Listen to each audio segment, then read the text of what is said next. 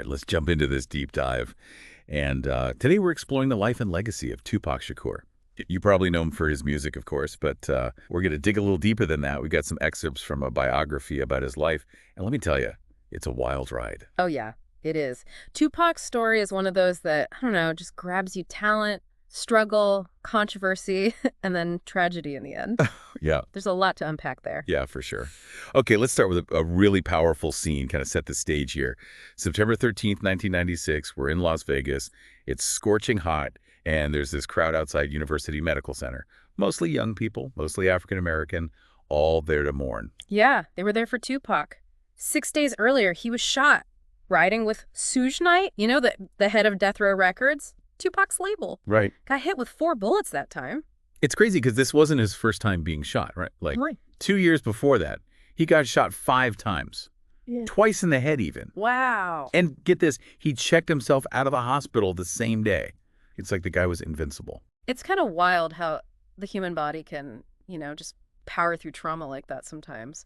But the Las Vegas shooting, that one was different. The damage was just too much. Doctors had to remove his right lung and put him in a coma. And then just a week later, he died. 25 years old. Man. So back to that crowd outside the hospital. As word got out that he died, it was like a pilgrimage. People were pouring liquor out on the ground. Cars were circling, playing his music, especially those songs about, death. Like, If I Die Tonight. It's almost like, I don't know, life imitating art in the saddest way possible. Except for this one, jarring moment. Someone just, screamed at the hospital staff, demanding to know why they let Tupac die. It was just this raw anger. It really showed the intensity of the emotion. Absolutely. It shows the impact he had. But was it always a positive impact? Oh. Because the biography, it actually quotes USA Today from back then. And it shows this really divided view of Tupac. Some saw him as a hero, others saw him as part of the problem, or worse, like he was actually making the violence worse. Mm-hmm. So how do we make sense of these two sides of his legacy? It's complicated. Yeah, it is. It's a question we're still asking today. Was he just reflecting what he saw around him, or was he glamorizing violence? It's tough. You can't really separate Tupac from the world he came from, right? Right, exactly. And that takes us back to his childhood. Mm-hmm. So his mother, Afeni Shakur, she was a pretty amazing person herself. She was a leader of the Black Panthers, that really radical political group in the 60s. Oh, yeah. In 1969, she was arrested, along with 20 other Panthers. They called them the New York 21. And they were accused of planning bombings in New York City. Yeah, that was a crazy time in America. The Black Panthers, a lot of people saw them as a huge threat. And to be arrested like that, Afeni was right in the middle of this storm. And what's wild is that while she was out on bail, she got pregnant with Tupac. Wow. It's not even clear who the father was. Could have been a fellow Panther, Billy Garland, or maybe a local drug dealer. It's not really known. So Tupac is literally born into this world of activism and social unrest. Wow, exactly. And Afeni, she was living with another Panther, this guy Lumumba Shakur. But when he found out about the pregnancy, he kicked her out. It's crazy how many layers there are to this story. Yeah. And, Afeni even changed her name at some point. He was originally Alice Faye Williams, but after joining the Black Panthers, she became Afeni Shakur. She got the name from, I think it was the actress Alice Faye. It's like she was creating a whole new identity, aligning herself with this movement. And I think that spirit of, reinvention really had a big influence on Tupac later on. Yeah, you can definitely see that. Even just his name, it carries so much history with it. And even though Afeni was eventually acquitted of those bombing charges, Tupac's early life was really rough, right? Like lots of poverty, moving around all the time, just a lot of instability. It makes you wonder how much all of that, his childhood, how much it shaped his views and his music later on. We know a lot of his lyrics were about social injustice and the struggles of people who society had kind of left behind. It's a good question. Would he even have become the icon we know as Tupac Shakur if his life had been different? It's hard to say. It really is. It makes you think about how much our personal experiences are tied to our art, Absolutely. Yeah. And that's why his story is so powerful. It's not just about talent. It's about history and how it shakes us. And another thing to remember is that his father wasn't around at all. So he was raised mostly by his mother. And she had her own struggles, too. She struggled with drug addiction for a while. It's like one thing on top of another, right? Like poverty and instability are tough enough, but to deal with that when your mom is struggling with addiction, that must have been really hard for him. For sure. It makes sense that you'd see that anger and frustration in his lyrics. He wanted something better. And as he got older, he started putting all those experiences into his writing, you know? Yeah. The biography talks about how he went to this art school, the Baltimore School for the Arts, when he was a teenager. It seems like a huge change from the life he was used to.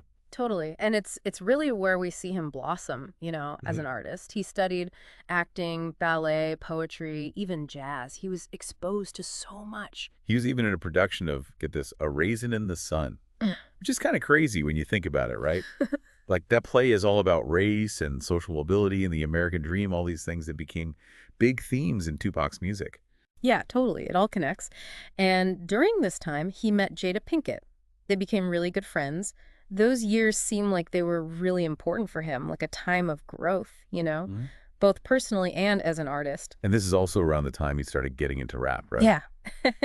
He called himself MC New York back then.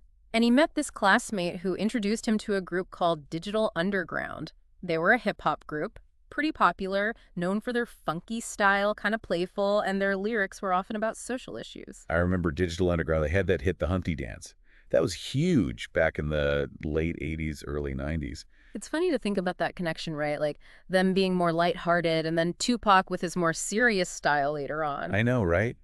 It just shows you how many different things influenced his music. It's not like he just appeared out of nowhere. He absorbed all these different styles and ideas and then created his own unique voice from them.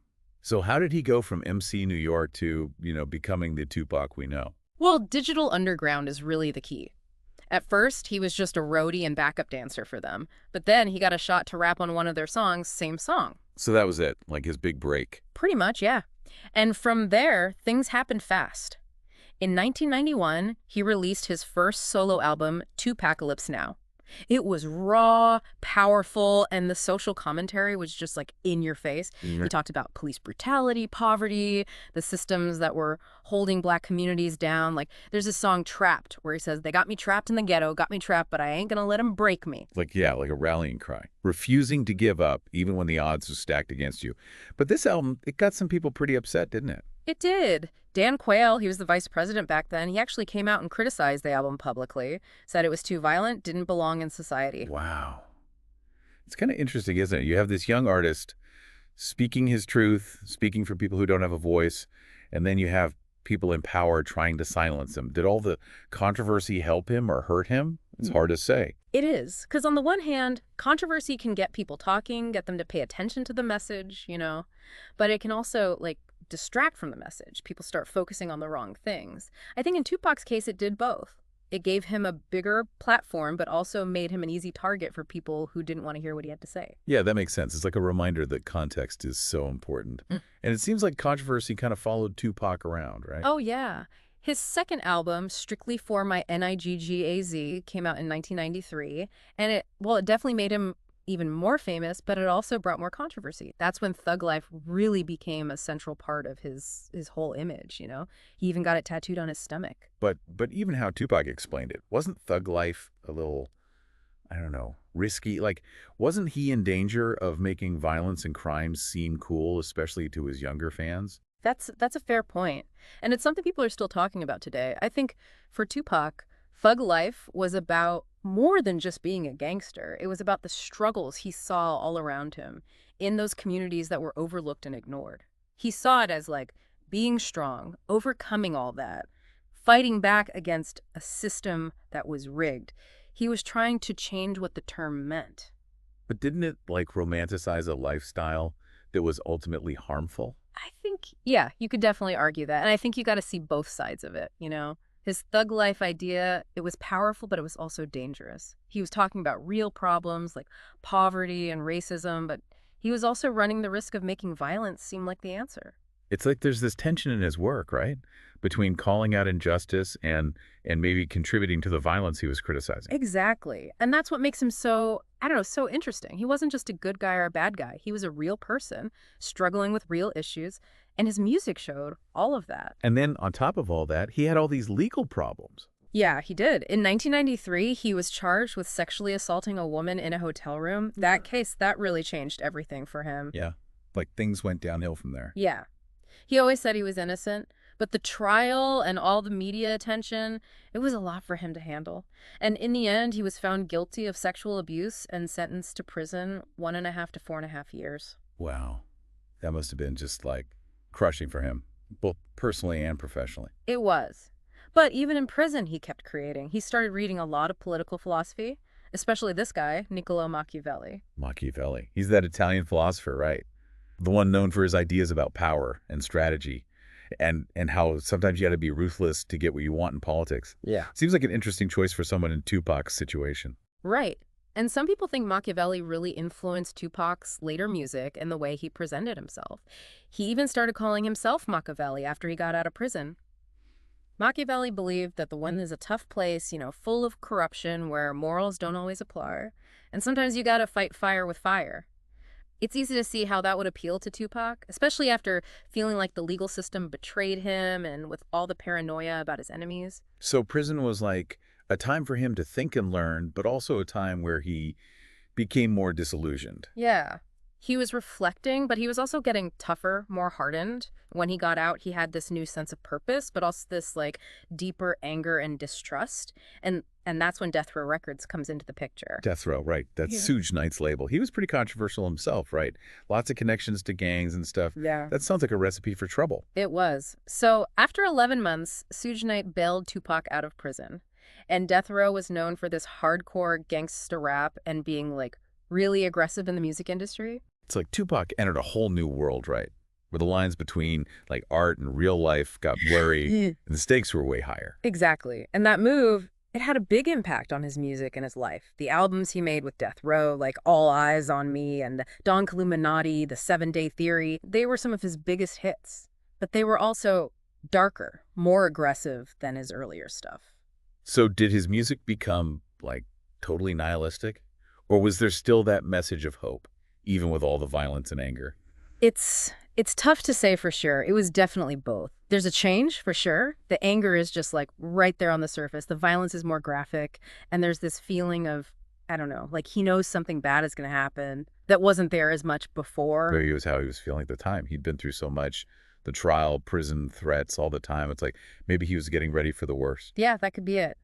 And it's during this time that he gets caught up in the whole East Coast, West Coast rivalry.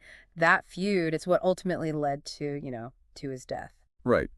For people who don't know, what was that rivalry all about? So basically, it was this clash between hip-hop artists on the East Coast, mostly New York, and the West Coast, mostly L.A., Tupac, on the West Coast with Death Row, and the Notorious B.I.G. on the East Coast with Bad Boy Records. They were the faces of this whole thing. It was all about diss tracks and media hype and just a lot of bad blood. And it went way beyond just words. Yeah. The tension between them and their crews, it was just dangerous. And then it all came to a head in Vegas in 1996. After going to a Mike Tyson fight with Suge Knight, Tupac got shot multiple times, drive-by shooting.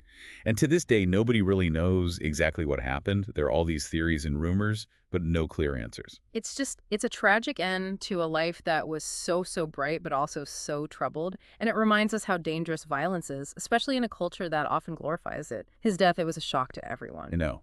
It's hard to believe it's been so long. But his music, his image, his message, they're all still so powerful. It's like he's even bigger now than he was when he was alive. There's something about people who die young, especially people who live their lives the way Tupac did. He became this icon, a rebel, a voice for people who felt like they didn't have one. But we got to remember, he was a human being too. He had flaws, he was complicated, he was capable of amazing things, but also really destructive things. Yeah, it's amazing. Even after he died, Tupac just kept getting bigger. They released more albums after he was gone than when he was alive, and they sold like crazy. Yeah. Millions of copies all over the world. Makes you wonder what he would have done if he'd lived longer. Yeah, you can't help but wonder, right? But we have his work, the music, the poetry, all the activism. You see the potential there, all the things he could have done. He was always pushing boundaries, trying new things. He's become such an icon. The tattoos, the bandanas, the look in his eyes. He represents rebellion, speaking up for the people society forgets. It's also kind of a warning, right, about how dangerous fame can be. Mm-hmm. And how fragile life is. Totally. And even his death, it's like it became this mystery, a legend. The book talks about all these conspiracy theories that popped up. Some people thought he faked his own death, to get away from the pressure, the danger of it all. Wow. It just shows how much he captured people's imaginations. They didn't want to believe he was really gone. His life was so dramatic, so intense. I guess even death seemed like, I don't know, just another part of the story. It says a lot about how powerful his image was and how much he meant to people. He wasn't just a rapper, he was like this cultural force. Yeah. The biography talks about how his music still speaks to people today. Mm. New generations discover him and connect with his message. And other artists across all kinds of genres, they sample his work, they say he inspired them, they keep his memory alive. It's not just the music either. Yeah. His interviews, the spoken word pieces he did, they give you this window into how he thought about politics, race, poverty, even love. He was a really smart guy, always trying to figure things out. He never backed down from challenging the system, speaking truth to power, even when it made him unpopular. What about you? What strikes you most about Tupac's life? What really stands out? I think it's how, I don't know, how conflicted he was. On the one hand, he was a product of his environment. The poverty, the violence, the racism, it all shaped him.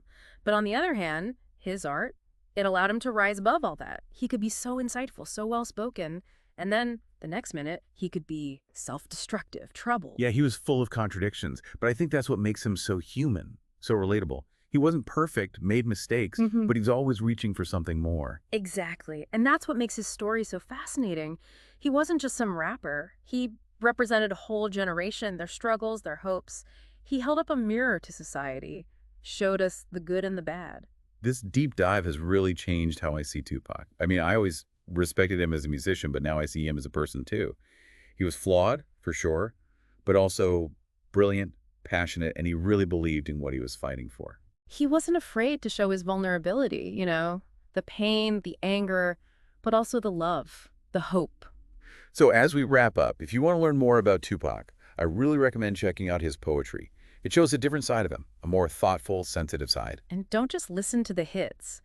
Dig a little deeper, check out some of the lesser-known tracks. You'll hear how versatile he was, how talented, how he could express so much emotion in his lyrics. Tupac Shakur, he was a true artist, a poet, a revolutionary. His story is still relevant today, decades later. And just like his music, it's a story that needs to be heard, talked about, debated. Don't let the conversation die.